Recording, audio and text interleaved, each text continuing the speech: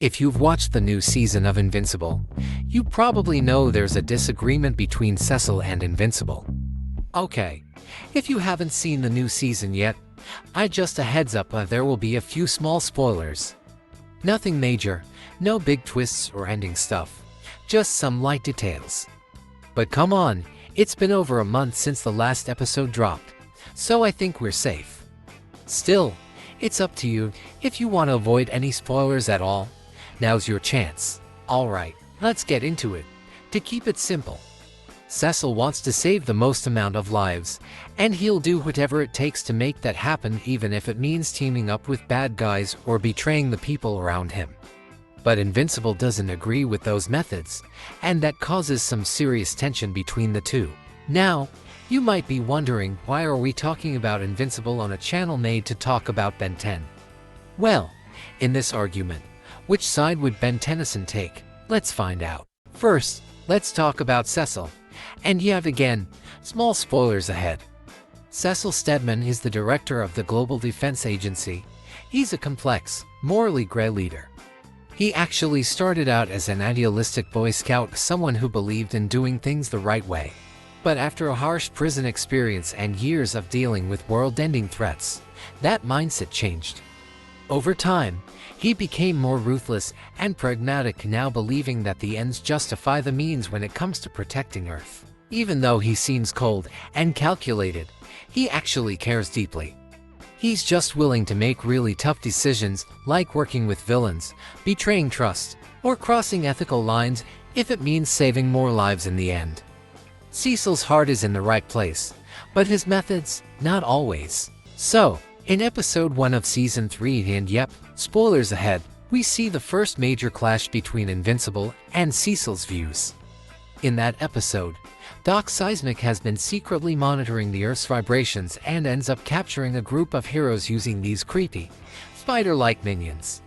At first, Mark, Invincible, and Eve are still free, but when they try to save the others, they get captured too. That's when Cecil steps in with his secret weapon, Darkwing, to end his army of reanimen. Their arrival turns the tide, they defeat Doc Seismic, and the heroes are rescued. Now here's the issue. Darkwing and D.A. Sinclair, the guy who created the reanimen, are both criminals, basically murderers. D.A. Sinclair even experimented on Mark's best friend's boyfriend back in season 1, which caused a huge rift between him and Invincible. But from Cecil's point of view, if he didn't use them, thousands of lives could have been lost. That's the kind of decision Cecil is willing to make, and the kind that makes Invincible really uncomfortable. According to Mark, both Darkwing and D.A. Sinclair should be in prison, paying for their crimes, no exceptions. So that raises the question, would Ben Tennyson agree with Mark, or with Cecil? Let's look at Kevin Levin as an example. Kevin was one of Ben's top villains back in the original Ben 10. We first met him in the episode Kevin 11, the 7th episode of season 1. Kevin had a rough life. He was born into a poor household with an abusive father, so bad that he ran away from home and lived alone in an abandoned subway in New York. His childhood trauma twisted him into a criminal, and after absorbing the powers of the Omnitrix, he basically turned into a monster. Eventually, Ben had to trap Kevin in the Null Void just to stop him. But years later, in Ben 10, Alien Force, Ben gave Kevin a second chance. And not only did Kevin change, he became Ben's best friend. From someone who used to try to kill Ben, Kevin became like a brother to him. Ben looked past Kevin's crimes and saw someone who could be better, someone worth saving. And that's not the only time Ben has worked with villains to do the right thing. Let's talk about Michael Morningstar, aka Darkstar, one of Ben's most hated villains in the entire series. Michael had the power to feed on energy to make himself stronger. Yeah, it's as shady as it sounds. At first, he was literally draining energy from schoolgirls, and then he even tried to feed on Gwen. In the Alien Force episode Darkstar Rising, Ben and the team managed to take him down and lock him up. But that fight changed Michael forever. He ended up becoming a zombie-like creature who had to wear a helmet to hide his disfigured face. Since then, he held a major grudge against Ben, and trust me, the feeling was mutual. Ben seriously disliked this guy.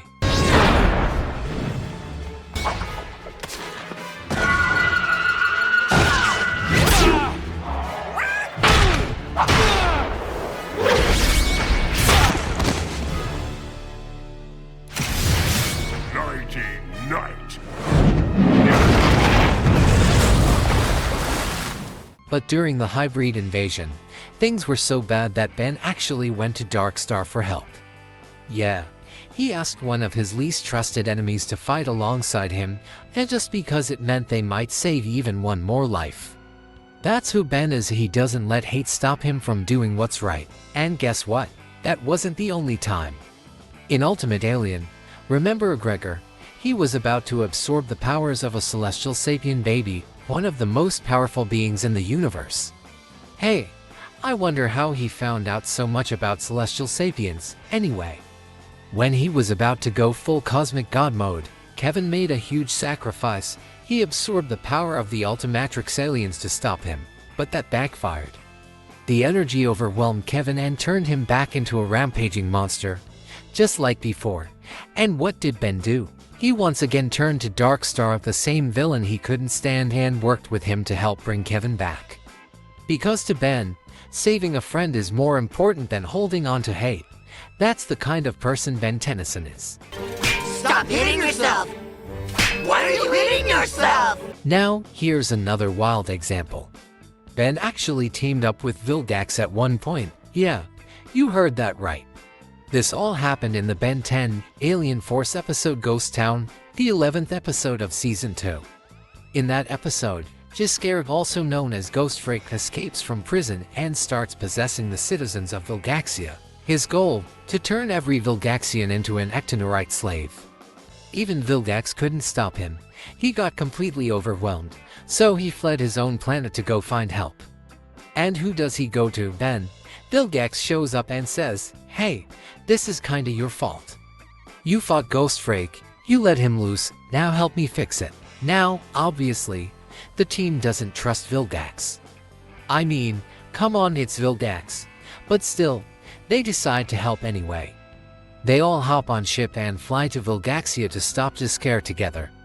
And by the way, before they head out, there's this hilarious moment at Burger Shack where Ben gets Vilgax a kiddie meal and tells him not to let them know he's over 8 years old.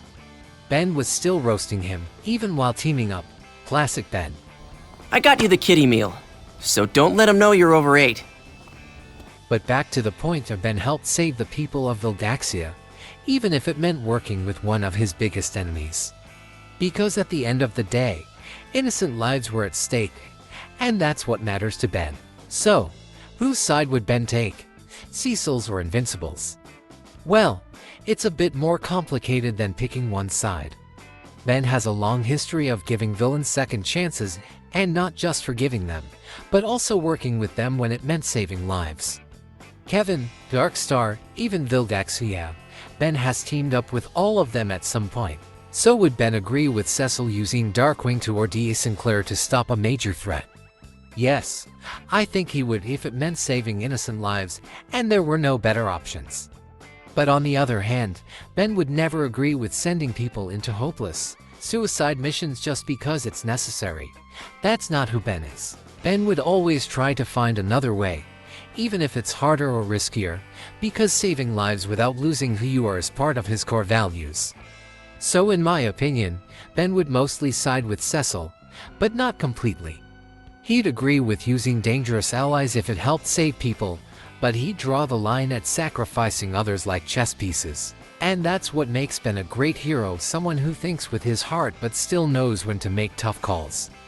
If you enjoyed this breakdown and want more videos like this, whether it's Ben 10 versus other universes, character deep dives, or just fun theories, make sure to subscribe, drop a like, and let me know in the comments whose side you would take. Cecil or Invincible, or maybe even Ben's? Thanks for watching, and I'll see you in the next one.